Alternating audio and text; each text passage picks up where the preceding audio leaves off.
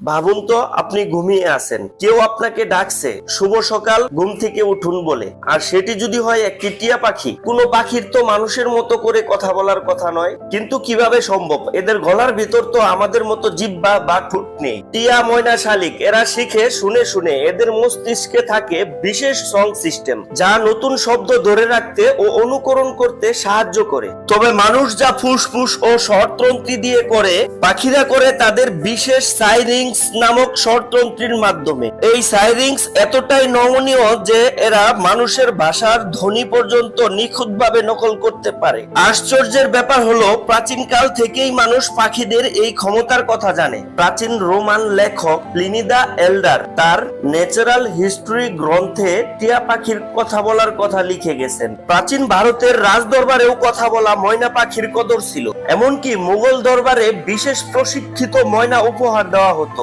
যাদের মুখে ছিল সালাম আর আশীর্বাদের বুলি। চীনের রাজদরবারেও ছিল এই পাখিদের বিশাল সংগ্রহ। বিশ্বাস করা হতো, ঘরের টিয়া বা ময়না ভালো কথা বললে সেই পরিবারের সৌভাগ্য আসে। তবে এটা নিশ্চিত, পাখির এই আশ্চর্য ক্ষমতা প্রকৃতির এক অবিশ্বাস্য উপহার। ভিডিও ভালো লাগলে লাইক, কমেন্ট, শেয়ার করুন এবং ইতিহাস ভুবন চ্যানেলটি সাবস্ক্রাইব করতে ভুলবেন না।